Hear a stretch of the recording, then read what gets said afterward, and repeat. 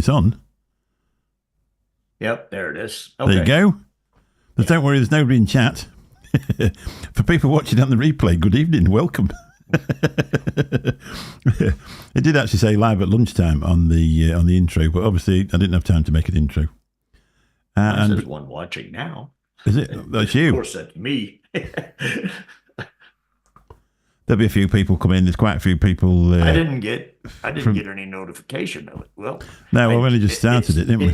It's there. The notification's there, but I never got the one up on the bell. But when I click the bell, it comes up and says. Yeah, well, I think you're supposed to set it up half an hour before, right? This is one I've just set up 2 minutes ago, so. Yeah, I know. That's why I was saying I had forgotten I needed to click on live. I was sitting on your channel, but I wasn't clicking on the live thing. It's a shame a few people haven't come in because we did a smooth transition. I turned the microphones on, and it's all cool, and everybody's missed it. Neither one of us has cussed yet. I don't know what the rules are. Obviously, it's not. Well, there ain't any rules, is there really? It's got 415 subscribers, which has gone up quite a lot over the last week. It's been amazing. Quite a lot have followed us over from the other side as well. But I just thought it'd be nice just to have a chat on here, just get a few watch time hours in if anybody's going to watch it back. So for those who don't know us, about 4 years ago, we decided that we were going to start a YouTube channel, and we got quite good at it.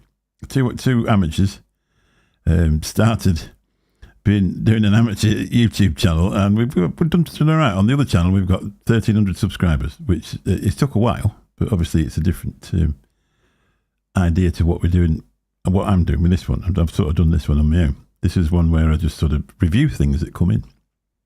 We got good at it? No, wait. Well, I don't think we did too bad. I think you're watching the same channel. I think with the UK's premier vape show on a Monday night, definitely.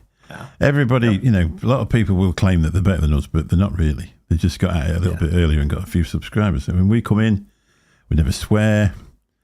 We don't do anything wrong. We never drink. We never do anything. So, and that's why we're here. So I'm going away. And to answer questions about anything answer questions to do with music, USB, yeah. What the reason I've tried to do that is because some of the things that you'd find out later, like you order a stream cam and it turns up, and when you're quite new to this sort of thing, you take it out of the box and think, what's that on the end of it?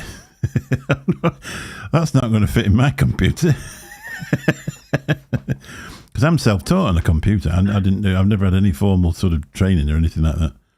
I remember once you should look whenever you get ready to order something to see if it has the same connection for what you're getting, and if it don't, then while you're ordering that, order. I think, to be fair, I actually did adapter to go with it. I actually did, but I did that for other people, so they didn't have to. Yes. You know what I mean? There's nothing more disappointing. You get an amazing new gadget through the post that you've been waiting for ages. You've saved up, and it turns up, and then it won't connect up. It took me a while to learn that even with older style monitors, there's completely different connections on them, different all sorts of things. What's happened? Something bad happened? No, I didn't have the volume there earlier, and I just clicked it to see if I had the volume now. Right. Yeah. Well, you don't think anybody can hear us? It's just the fact that we've been used to loads of people coming in, and there's only you. Well, no, there's a second person watching. That could be you. Yeah. Good evening to the second person. Yeah, or you. Now, I don't know. I don't know if it's been the main channel. I don't know if I can actually view my own stuff, but well, you can if you had it on a separate. No, it's on it's out through the main thing. So if you're the second person, just say hello in chat, and you'll get lots of attention. Yes. Originally, when we first started doing this, we just decided we were going to do it, so we were just sort of in Zoom, didn't we? And just sit and chat to each other. And for quite a while, that actually worked because nobody watched us. Which was good. Well, it was good for them. And then, obviously, things started to happen. Too. Well, it probably was, yeah. Yeah. I mean, the good thing is with this, well, there isn't any pressure on doing the vape thing either, but there's certainly no pressure to that, is there? It's you can just sit back. To lose somebody that was never there. Let's go. There we go. Bring the mic out. Get asleep. So my wife's not been very well for a week, and she's had a bad throat and a cough and all sorts of things going on. And obviously I'm going away the day after tomorrow. So I decided to get it as well. So it's just coming on nicely at the back of my nose and dry throat and all the other stuff that's going on. So I thought I'd try and frighten it away with a few single malts. I didn't tell you about the other issue that I was having, but I'll wait till after the live to tell you about it. All right, because they will be able to hear you. Yes, I know. You can imagine it. You think, oh, there's nobody here. So you tell somebody and then they watch it back on the replay. And all of a sudden somebody's back and says, hey, there's Bill. Also, you got to, Yeah, that's right. Yeah, you got to watch what you say. Yeah. You've got to always think that one of your friends is going to probably see it. There's quite a few people, quite a few of my friends actually follow this channel. So none of the people that I basically hang with, because most of them are the guys I golf with out on the golf course, and they're all, very few of them do anything YouTube related whatsoever, and the ones that do, I don't really know exactly what they watch on it, but I'm sure it's not anything, it has anything to do with me, but they probably couldn't even find me if they knew how. Sure, it's not a couple of old blokes waffling on the internet for an hour. Yeah, they don't, like I said, the one was asking me about his battery packs that he uses for his power tools. Right. Are starting to not wanting to charge back up right. And I said, go on YouTube, type in, they won't do it. And I said, I saw something on there a while back where a guy shows how to get them so that you don't even have to replace the batteries. You can just hook them up and he'll give it that boost charge. Then you stick them on there, they'll recharge, and then you can start using them again at full charge. They'll work again. Wow. And he was like, I'll have to see if my wife knows how to do that. So put YouTube on. I don't have to. I don't have to worry about it. I know coming on here. I think the first thing for me when we first started, you wanted everybody to watch you, apart from anybody that knew you. That's what I still don't want anybody. But you don't want anybody that knows you too, or doesn't know you too. So basically, I'm feeling real comfortable here. Yeah. There's absolutely nobody watching you at all. I'm sure somebody will watch. Even if nobody comes in, I still get paid for this, right? That's all Oh, yeah. You're getting paid. Okay. It's called pay-per-view. Yeah, and this is, no, I don't want pay-per-view because I ain't making shit. There's nobody viewing it. Which is twice as much as what you get on the other channel. Well, that's what I was saying. As long as it was, if you doubled what I was getting before, then I'm all right. But yeah. Well, we've come on a bit. It looks really smart just with the black square, doesn't it? Look at that. We look like we know what we're doing. We ought to get some fancy stuff in there like we do on the other one. What could we call it? Well, Mick reviews stuff. Mick reviews stuff. Yeah. Well, it seems to be working. There's 75 people want to know about the Samsung phone case. There's quite a few people tuned in to see about that mixer I bought. They're quite keen on that for a plan. That's got better views than it has on the other one, and that's got 3 times as many subscribers. The one for that other card machine, I don't think anybody's interested in Zettel because not many people have watched that. But the Summit ones have done really well, so I might visit back with them, to be honest, because the app changes weekly. So I should be able to point them around there a little bit, get a few more people interested. The thing is with people that look at the card machines, they're people that want to know about stuff, but they're not people that want to know about the next thing, so they're not going to subscribe.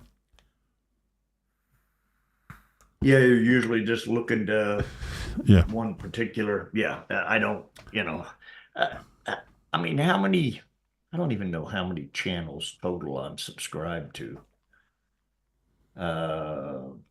It doesn't give you a count, does it? It should show you. You'll be surprised how many you subscribe to that don't even put anything up anymore. Yeah, well, I mean, there's one down here that says Net Reality. Yeah, well, he's never done anything, has he? No, Daytime Frank. He stopped about a year ago, didn't he? Yeah. I've got I've got some in here that, like I said, I don't think I've subscribed to, and I don't think I've ever watched. No. The only thing is, you need to have a way of having favorites in your subscriptions, and then those favorites just stay at the top. Yeah. And then So you can just click you through. get like a block of favorites. Yeah. And then so those subscriptions are the ones that you watch mostly. And then you got a bunch of others that you're subscribed to, but you just don't watch that often, because otherwise you end up trying to find a channel, and it's not that darned easy if you can't remember exactly what the name of the channel is, or whatever else. You're scrolling down through 300 subscriptions trying to find. Yeah. Yeah, so especially if it's something from a while back and they've stopped posting because they just don't come up. Yeah, because as things go like that, it just keeps dropping. Yeah. And if you've got something that you watch more frequently, it stays up at the top. I think on premium. Hang on. I'll show you. Oh, Bill's in Zoom. I think on premium, if you go to the premium, it'll tell you. It saves something at the top. Look. I don't know if it'll show up. So you're doing phone, and I'm on. Yeah, well, I don't know if it. I can't remember if it's the same on here. It shows you basically what I think you've looked at: editing, podcasts, Well, yeah, camera lens, gaming, you can go. mixes. Yeah, I can go up, and it'll go across and say previously watched or whatever, or this, that, and the other. But what I'm wanting is over on the left side on your computer, down the side where it has your subscriptions that run all the way down that side. Yeah, I want to be able idea. to block like 10 favorites, at the top. And then the ones at the bottom can roll around down there wherever they decide to put them. Or else they need to put them in alphabetical order, or else they need to do something where you can organize them and find them without having to just scroll through. You need to let even know, like when I was going through looking for Mick's reviews, I'm trying to go down through, and I mean, it's like about 15 down. Do you think it goes on? I don't know. No, it wouldn't do that because I post pretty regularly on here, wouldn't it? I was just thinking. No, it's not. Does it go on? It just goes on how frequently you watch that channel. If you've just watched channels, well, one thing is if you add a channel for the first day or two, that channel you just added will stay at the top. Yeah. The most recent one that you've added. And then if you don't watch it then it'll just drop right on down. So it's your frequency of view. But I mean, just because you might get on one channel or two or whatever that you watch a few things on, and then some channels that you basically say weekly you watch or something like that, it may push all the way down into whatever, and then you got to go find them. I'm saying if there's something you watch all the time, you should be able to stick it in a favorites. Yeah, you should do. Get on that YouTube if you don't mind. Yeah, if you can do that, because they're obviously going to be listening to us, because that's what they're looking for. Well, I'm sure. I found myself watching, I suppose they're a little bit like get rich quick things. Like when you start trying to boost a YouTube channel. I've been following things. I've been listening to different people, and some people are trying to steer you towards some sort of thing that they run. Some sort of to their website so they can charge you for a tutorial. And other people are quite happy to give the information away for free. But when we were saying about you were saying that it was a good idea when I was on about changing the name of the channel. You said, well, no, they don't. You're never going to get any views because nobody knows where to put you. Yeah. And that was basically another thing that they said. And another thing that they said was find a niche and stick to somewhere near that. Like if you're going to review stuff of Amazon, or if you're going to review things, then review things. Yeah. If you're going to do travel vlogs, do travel vlogs. But if you do a review today and a travel vlog tomorrow, you're basically alienating half your audience on each day, and they'll not bother with you by the end of the week. And then a knitting, and then whatever. Yeah, so then doing football cards, Yeah, right. after a while, the review people that are the Amazon people are like, well, 60% of it's this other bull. I'm done. Yeah. I don't want to have to cry. Every time I get a notification, I have to go look, and I'm like, shit, it's not what anything on. Yeah, you're wanting to keep it in something that would be of interest to your sub base at least. That's basically too far off that. Yeah. But I suppose if you put like Mick reviews stuff off Amazon, then you've stuck to stuff off Amazon, aren't you? Or Mick reviews stuff off Temu, then you stuck to stuff off Temu. But if you just put Mick reviews stuff, then it could be a lot of things, couldn't it? It could be an awful lot of things. Although I am struggling for things to review, so I have ordered some bits off Temu to do a few more of it on there just to see if that happens. Yeah. But I could do with some sort of, because I've even searched in Amazon cheap review items or something like that. Because, obviously when you first start, you expect to pay for these items. And so I've sort of put that in, and that's not really working for me either. So we'll see anyway, see what happens. If not, I'll have to go on to turn it into an OnlyFans and make me money that way, really. What do you think? Yeah. I don't think that's going to really pay off for you. No? Might get £1. You never know. Might get banned. I'm not going to touch that one. It's, keep it away. Anyway, I bought a new car, Bill. Bought a new car. We're no longer going to be car brothers, even though we live across the pond. You have a different vehicle. Oh, I will have tomorrow. I've gone back to basics. I'm a little bit starting to get to the end of wanting to pay a lot of money every month to keep this one going, even though it's not done masses of miles. So I bit the bullet and gone out and bought a different car.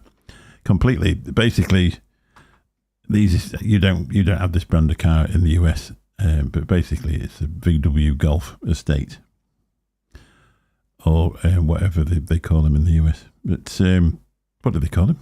Station wagon. Depends. Five door with a back door. It's a if you know what a Volkswagen Golf is, don't you? We know what Golf is anyway. Yeah, here a Volkswagen Golf is a little tiny.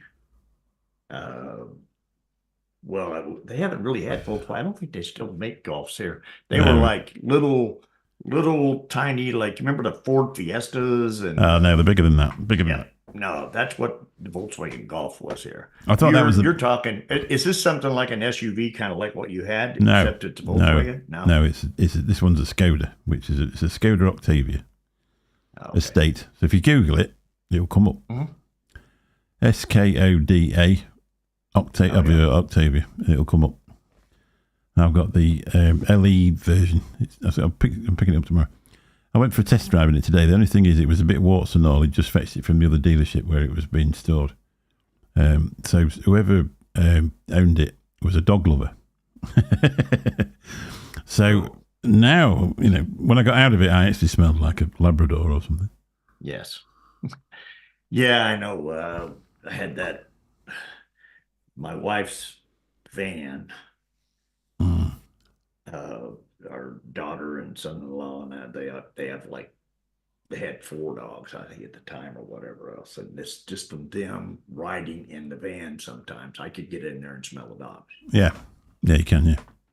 Yeah. This. I mean, it's warts and all. So you look at the car and it's been really well looked after and it's clean and tidy. And they put a proper purpose-built tray that you have to buy to fit in the back. It's sort of shaped like that, to a rubber tray, and that's where obviously the dogs used to travel. And there's no dog hairs anywhere, and you can see down the back of the seats where nobody's vacuumed it out, and there's no dog hairs there either. So they've not been all over the car or on the seats or anything like that. Dog ends there? Dogs, no, just dogs. Dog hairs. Has Jethro Tull ever been dog ends? Dog end? Do you know what a dog end is? A dog end is the butt of a cigarette. Yeah, because that's what Aqualung bent to pick. Yeah. Remember Jethro Tull, Aqualung? Yep. Well, the only time I ever discovered Jethro Tull, we were in a restaurant in Turkey with some friends of ours, and you don't realise because this friend of ours was a little bit older than us, and then all of a sudden Jethro Tull come on, and she started singing the whole song. Mm-hmm. And I said, "Who's this?" She said, "Jethro Tull." And I thought, well, first chance I get, I'm going to have a listen. And it was Aqualung, the first one I've ever heard. So I hadn't heard much of it, but Aqualung is... So you have, if you listen to Aqualung, you have listened to that line where he bends to pick a dog end. Yeah. Because he's, the old homeless guy, and that's the only thing that he can get his hands on because he can't afford to buy a full one. Yeah. Oh, sorry. Can't afford the cigarettes. Well, it goes on a lot over here. I don't know if they do it in the US, but the addicts, they go and pick dog ends and then they roll them up into cigarettes. Yeah, we don't call them that here, but yes. Cigarette butts. Dog end will be the tail when you pick it up the back of the dog. And so it didn't really make a lot of sense in the US when this guy's, oh my God, that's disgusting. Yeah, what are you looking at a dog's bum for? The first thing was snot was running down his nose. Yeah, snot was running down his nose. You can imagine him, he was a good looking man. Fingers smearing shabby clothes, and he's bending to pick a dog end. And now you're like, this guy's something wrong with him. Yeah, smokes secondhand cigarettes. I mean, he's like probably one of those weirdos that wouldn't get invited to that. It's a Graham's party. Yeah. Yeah, it's so if I was going to ask you, because I've never asked you, because we've always been on about other things. If I was going to ask you a question, what is your favourite band ever? If there was a pile of records there, vinyl, let's say vinyl, because we're that age group. If there's a pile of vinyl records, which was the one that you would pick up first before all the others? So you're talking about one album. Anything. Absolutely anything. The absolute favourite that you would still put on now.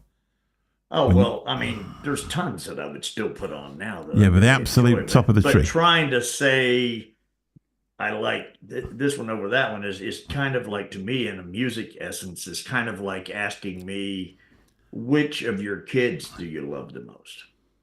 Yeah. Yeah, because that's not something you can't. I don't think, I think it would come down to is if you said, if you're in the mood for this, or if you're in the mood for that, or if you're doing whatever else, which one would you pick?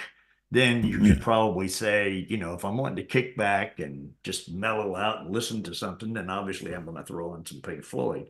Yeah. But if I'm wanting to,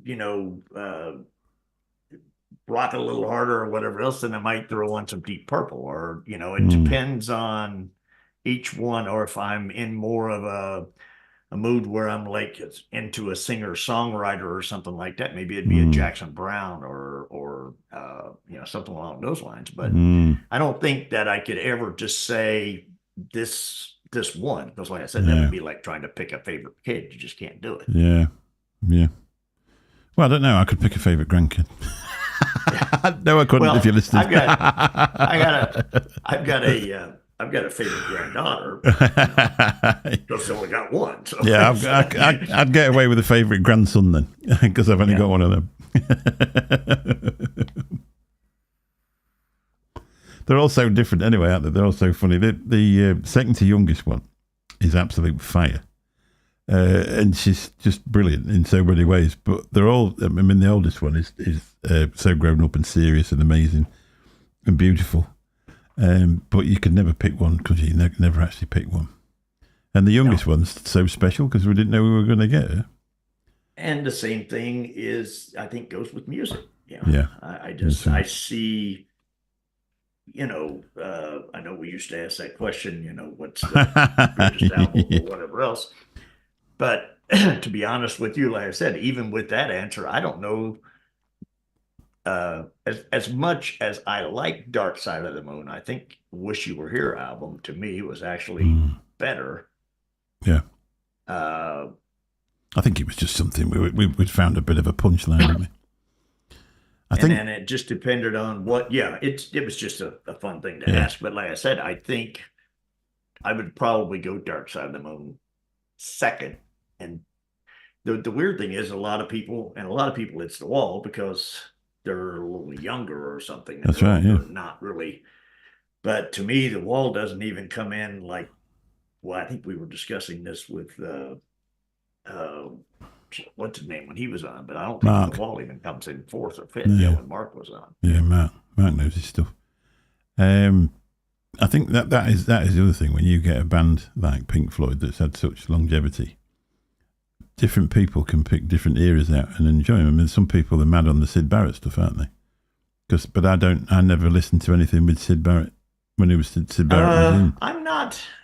I'm not a huge fan of the Syd Barrett stuff, but there's some that I like there. It's just, I don't know, to me, The Wall got just a little too commercialized. I don't really want to say commercial. Well, it was, wasn't it? Really, they launched the film from. Didn't. Yeah. But it really wasn't the fact that it got too commercial, because I don't really like that. I don't think that's a valid reason to say, ooh, because define too commercial. Is it yeah. Has that been too famous? Tommy V, what's going on? Yeah. Hello, Tommy, how you doing? Nice to see you. What does Pink Floyd and Dale? They're both their last big hits was The Wall. I know that.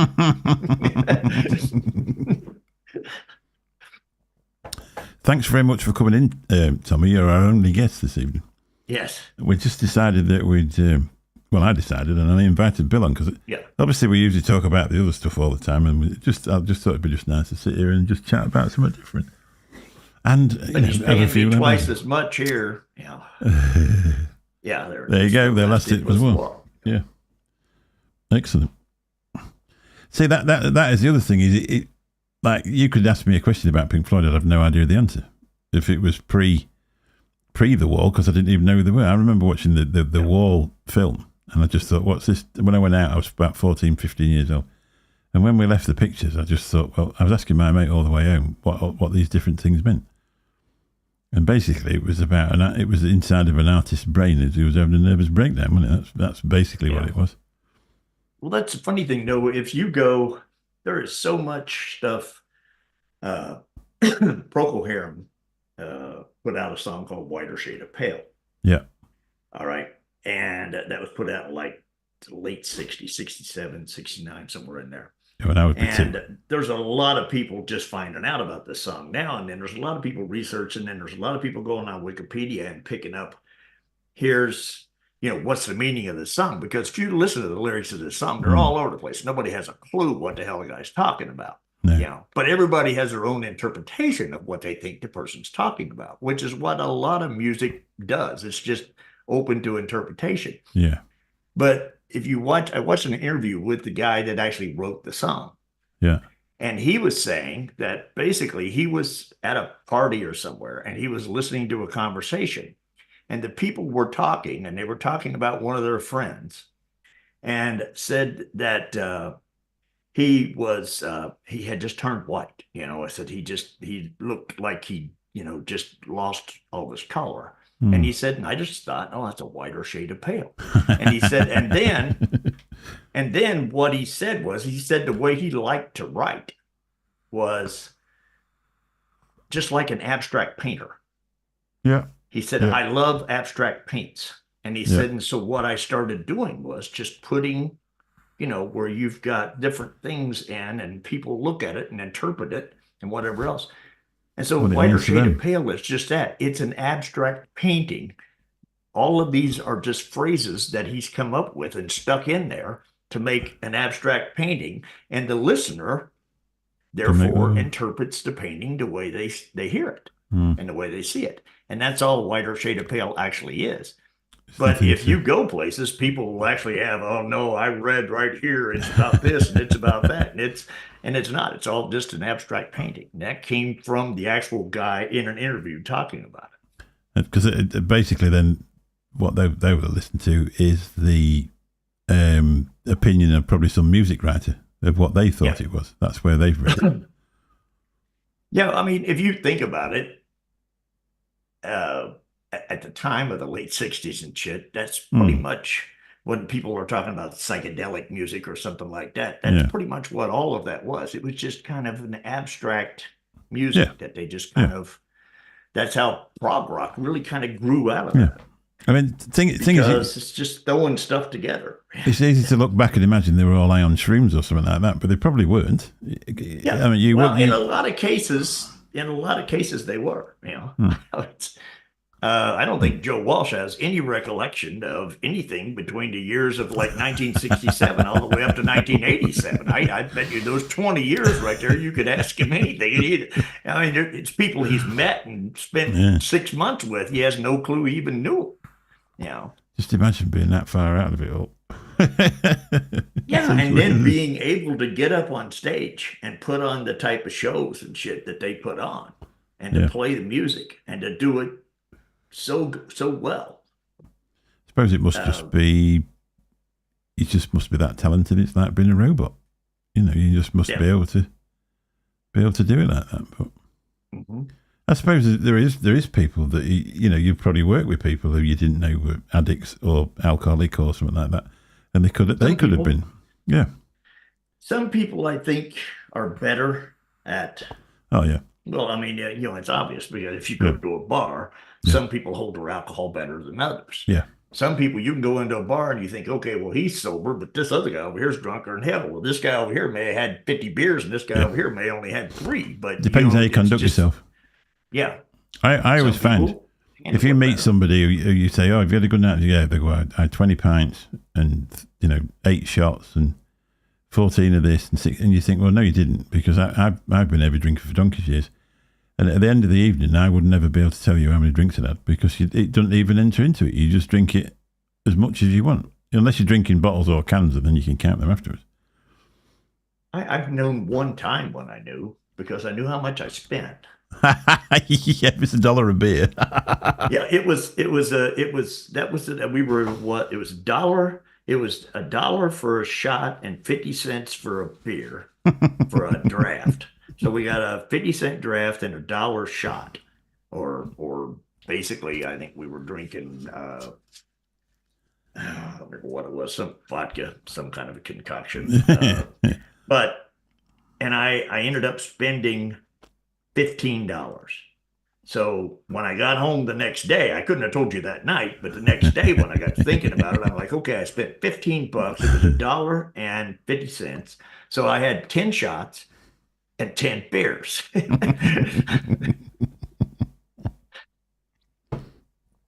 drove that home. Explained why my head hurt so bad the next day. I've done it with whiskey. I've said to Sue, I'll get up in the morning, like, oh my days. And you open the cupboard door and there's the bottle looking at you. You think, oh, that's why I'm not feeling too good then. Yeah. I'm quite good at it. That day, if somebody tells you that day, here's how much I've drank. Yeah.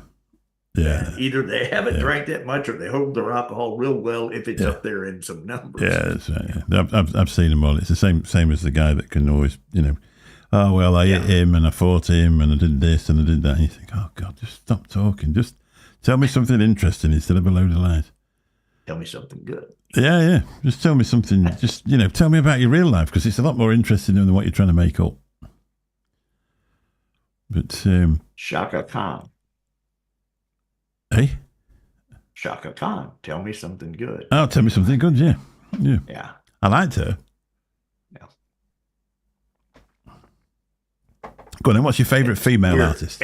Everything in my head actually runs to music, no matter where I'm at, what I'm doing, or whatever. Even when I'm golfing, it's like something will happen and it'll be the lyrics out of a song. Somebody will say something or somebody will do what it just happens. I get that shit all the time.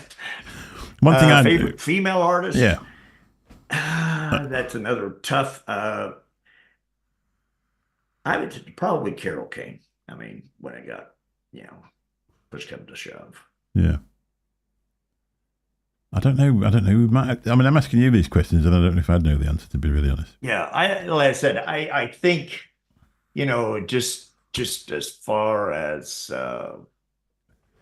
just strictly a female artist. Although, I I really like Bonnie Raitt. I like, well, Carly Simon was, I enjoyed Carly Simon She as was well, good, but wasn't she? I was always a big Carole King fan for. Mm. I mean, for me, like when Madonna first launched, she was amazing. But now, I wouldn't listen to her if for any reason. Yeah, it's funny because there are certain songs or certain things that you used to listen to Mm. that you enjoyed, but you kind of, yeah. And then now it's kind of like, I don't know, I really just don't want to listen to them No, because I don't really, now that I got a little older and understand some music I like more, I think now, and yeah, some music that I used to love as I was younger, I like less. yeah. I And think it's because some music just stays and grows with you, and other music you start to look at it after a while and you think, yeah, I don't know, that really there was just not any substance there. I don't really know where I was getting anything much there in the first place. I think that would probably be what you would class popular music, though, when it was, which is popular music is popular at the time, but doesn't stand the test of time. Well, but see, that's what we were talking about earlier is trying to say, are you simply saying I don't like this song Mm. because a bunch of people like this song? No, that Or wouldn't be the case. No, no, no, no, because no. that's No, I don't basically mean what that. you're saying, Yeah, popular music. So yeah, you're no, but saying this is a well-liked song by a bunch of people, and yeah, I don't like it for that reason. yeah, And so yeah. no, That's I no. can't see that. I mean, I can't say, okay, I'm not going to like your song because too many other people do. Yeah, get that. It's Well, it's kind of, it's that kind of like me saying, well, I'm not going to eat any pizza because a lot of people, pizza's their favorite food, so I'm not well, eating it anymore. It's, even if I some love pizza, some you know. people even put pineapple on it. I Yeah. no, I wasn't really meaning that. What I was meaning was, as you go through life, you'll have like stuff that's in the top 10, and after 20 years, there'll be very, very few of them that you'll actually remember that were in the top 10, unless they actually played them. You know what I mean? But then you will get like bands like The Who and Pink Floyd. But it could be the fact that it's only the ones that they are my opinion. You know what I mean? There'll probably be other songs for other people. Yeah. You know, the other thing is if you've ever watched, you've probably never seen TikTok, but TikTok have been responsible for some of the big revivals that they've done, because they allow you to add music to your street, to your Yeah. little thingies. And some of it will be, they've got no real copyright on there as such. They might have changed it a little bit now. Yeah. But you'll get somebody who's pretty hot on a set of decks or keyboards and that, and they'll do a remix of a song. And one of them was Madonna's Frozen, that song Frozen. And Yeah. they took the best bits out of it and stuck them together. And it's haunting. It's that good. It's absolutely amazing. And Yeah. you were allowed to use it on your videos. And I think they're sort of responsible for that. There's quite a few different things on there. Now that's one like Madonna. Yeah. I was never a Madonna fan. I don't know. I just that was not my style of music or whatever else. It's No. like a Madonna, oh shit, what Celine Dion? No, I can't like take some it. of Celine Dion's. Uh, like I said, I don't know, it just never did anything for me along those lines. And then pretty much the weirdest thing is I grew up, my family was mainly all country music. Really? And I love country music, some of I I am like, it. He's sick of hearing it.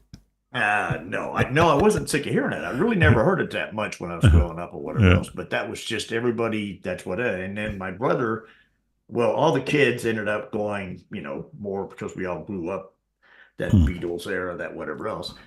And then, but later on, as they got older, they all turned to country music fans. I'm probably the only one in the entire family that does not care for country music. And I've just never, but I'm saying that. And at the same time, one of my favorite artists is John Prine, but I Yeah. don't really consider John Prine country music. Yeah. Yeah. Yeah. Uh, I suppose some country music, though, it's a bit like where the dog's died and the wife's left, and but see, I like it. There's a parody on that. David Allan Coe, has got a parody on country music, whereas it's talking about, you wrote the perfect country western song, and the guy comes back and tells him, no, you didn't. You left out mama and a train and getting drunk and whatever else. And so he rewrote the end of it, and he was drunk the day his mom got out of prison, and he was so he was standing outside in the rain, but before he could get to the station in a pickup truck, she got hit by a damned old train. Which that's basically it. Basically, then that was the end of the song, and he's like, "Okay, now you've written the perfect country western song." So he just added a verse. Yeah, that's all it needed to happen. Yeah, it's true. There's very few country songs where mama doesn't leave or mama comes back, or like you said, there's a train and a dog. It just like I said, there's tons of country songs that don't have that theme or anything of that nature in it or whatever else. It's just, I don't know. I don't the beat, the twang, the way the notes are set up, and just the entire 9 yards. I don't care for. And generally, I don't know, I don't like the simplicity of it, maybe is what it gets down to. I mean, even though I'm not meaning to say that country music is simple, I'm just saying that it's easier. I think it's easier to listen to it and to understand what they're talking about. Yeah. Whereas, I don't necessarily want my shit in code, but by the same token, sometimes it's nice to just sit back and, just like we were talking about earlier, just to have the abstract painting to where you're really not listening. Because I think that's the one thing that's kind of missed is there was lyrics and there was music, and the combination of the two were just supporting each other. Yeah. It wasn't like the song was about a particular thing here. Yeah. It was just a big musical piece. Yeah. And therefore, it's lyrics, it's music, it's whatever else. And during that era when I was growing up, there was a lot more music and a lot less lyrics. Yeah. And country was more almost all lyrics. Yeah. And you didn't have time to breathe in there to just listen to music. Yeah. Yeah, well, if you get something again like the Who, or going back to Pink Floyd, I suppose that's prog rock, though, isn't it? Pink Floyd, and it just, you get a 6-minute guitar solo, right? And I understand that a lot of people don't like that because they're like, well, that's boring. And see, on my end, that's the music that I enjoy because that gives me time to breathe, and then they can bring the lyrics back in, and then it makes the listening experience that much better. I mean, you watch a video of something like Joe Walsh, or when Pink Floyd are playing, or Metallica. Metallica's another one. Yeah, I'm not a Metallica fan. Oh, I love it. I love them. I really do. I went to watch them. Never have been a Metallica fan. But they're using the guitar. The guitarists are using the guitar the same as somebody what was a marksman would be using a gun. Yeah. Or a machine driver would be using the controls in the machine. It's a part of them. It's absolutely a part of them. And the person who was capable of using that guitar that way, Mark Knopfler, Dire Straits. Oh, yeah. Yeah, that was such a shame. He could take, Brothers in Arms. If you listen to Brothers in Arms and you're hearing the lyrics, but you're hearing the actual guitar while you're hearing the lyrics, and you put the two of those things together,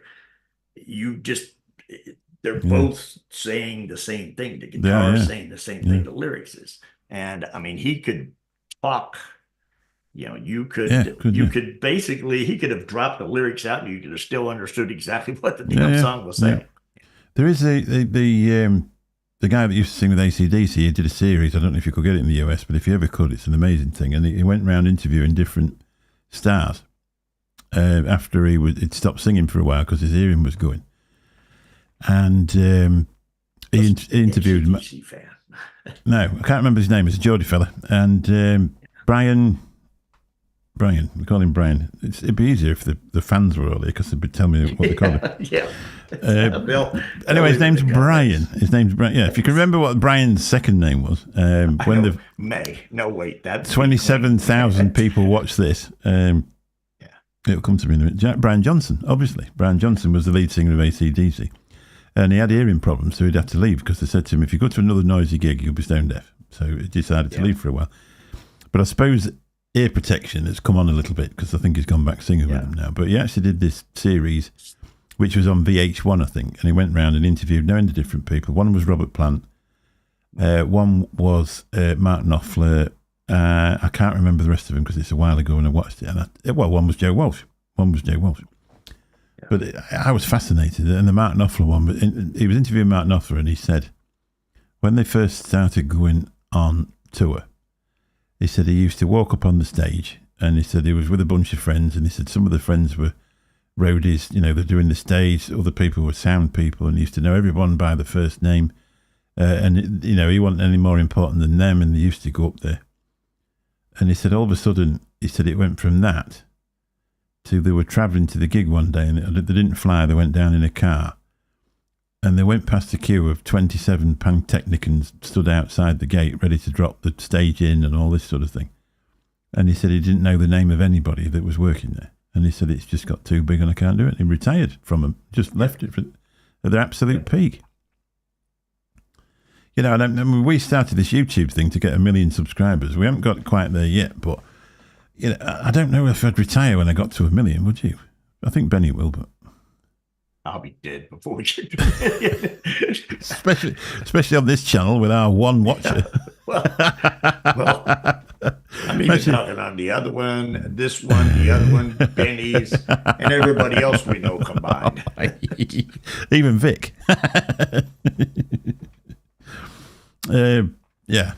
So, but it makes you wonder how you walk out. But I suppose there must come to a stage if you're a successful musician and you're on your third album where you're telling them how much they're going to pay you. Yeah. You must, by that point, have enough money in the bank to be able to just say, "I'm not going to bother. Thank you very much." Yeah. Well, listen to I talked about Jackson Browne earlier. He had a song out called "The Load Out and Stay." Yeah. Basically. That's what he sings about in the song is that, the roadies that unpack the stuff and pack it all back up and everything. And then, it's about the roadies and the fans and the whatever else. And that's really what makes everything go because they just end up running from town to town, but,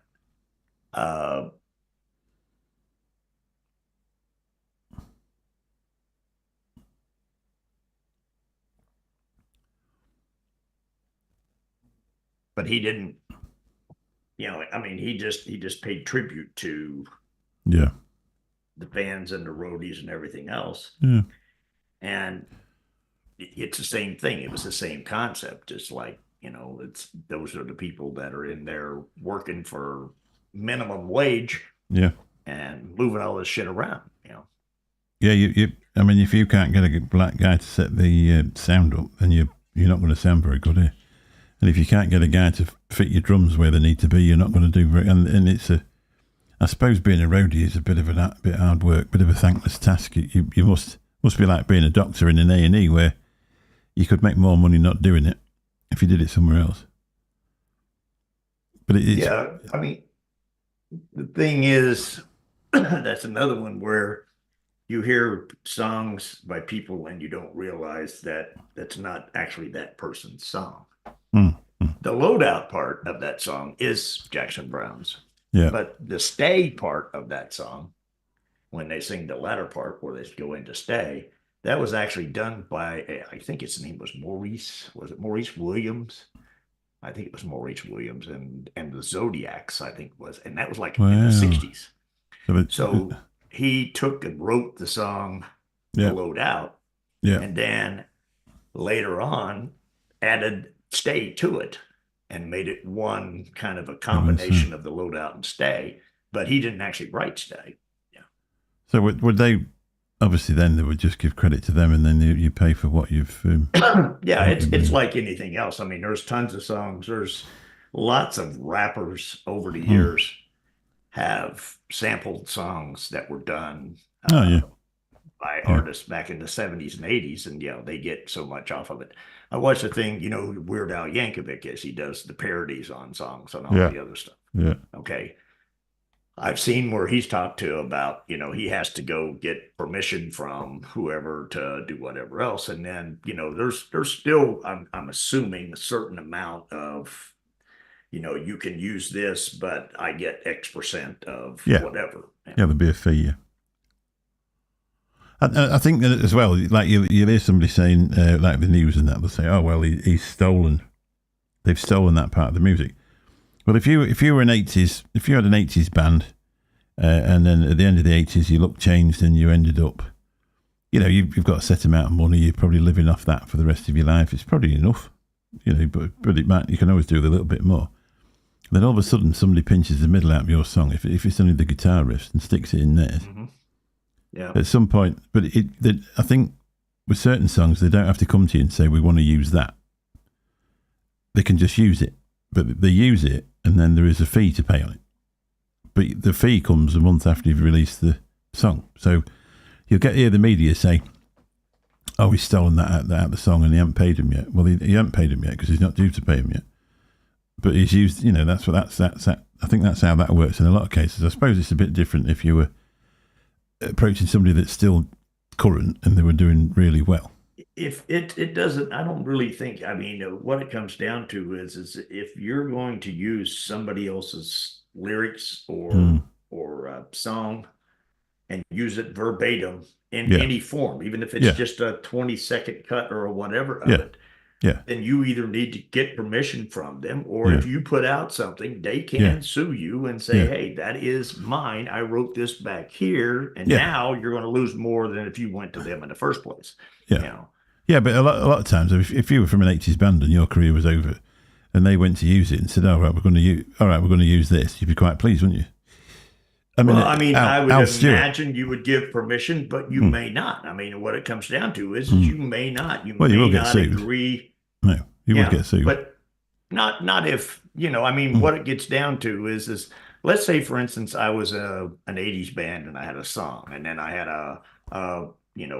I'm pretty much retired or whatever. I had a rapper later on that wanted to do something with my song, and I listened to some of his music, and it was all about shit that I really didn't believe in, and I didn't want my music associated with that. And I told him, no, I won't give you permission because I don't want you singing my lyrics and people associating you with me because I don't like what you do. Yeah. I think as long as they like what they do, then they'd be. That's definitely the case of it. There was I can't even remember what it is because I'm not really into these things, but there was a political, what the mainstream would class as racist or whatever. That happens here the same way. And they used I Predict a Riot from, I can't remember the name of the group, and they actually stopped them using that because they said they don't want to be associated with what well, that was the same thing here. Neil Young's song, and Trump tried to use it during his campaign the first time he ran, and Neil Young was like, "No, you can't." And I don't think from that standpoint, I don't think it's a wise decision for anyone to let any political party use their music because I don't think music should be tied to politics whatsoever. But because if you allow somebody, for instance, even if you didn't like Trump, but you were a little bit run out of money, and you knew you were going to get $2 million off the royalties, immediately as you allow Trump to use it, then they've affirmed that you're a fan of him and you're with him and this, that, and the other, don't they? I said, I don't think the two things, they don't go together. Nothing really mixes with it. But, I just think that basically music and, the question I guess I have to a large extent is, how, because there's a lot of music that you'll hear that you think, oh, that sounds kind of like a song I used to know 20 years ago. It's not the same, but for some reason it clicks something in your memory. Yeah. Well, in that case, it's not necessarily somebody didn't take that from that song. No. It's just something you hear, and you hear in this that you also hear in that. Yeah. But I don't know where that fine line is that you cut off, that you're like, okay, is this note for note for note for note? Or can I change one or two or flip this around? How close am I allowed to get before I've got to, and how far? Because that's really, it's ambiguous. You just don't. It's hard to say, here's the line. There were some people over here sued Ed Sheeran because they said one of his massively famous songs was very near, and they actually threw it out when it got to court. But what they did say in court is there's only so many notes that you can use, and if you keep playing enough of them, you're going to sound like something, because music's been about since forever. You know, I mean, you could start playing the piano and somebody say, "Oh, that sounds a bit like Beethoven's Fifth." But I am trying to think. I watched. I was watching an interview. I don't know if it's Professor of Rock or someone like that. And he was talking to somebody, and basically, I can't remember who the musician was, but the musician was with a record company, and he wanted out of that record deal. So they let him out of that record deal, and he went to somewhere else and either released something on his own or went with another record company.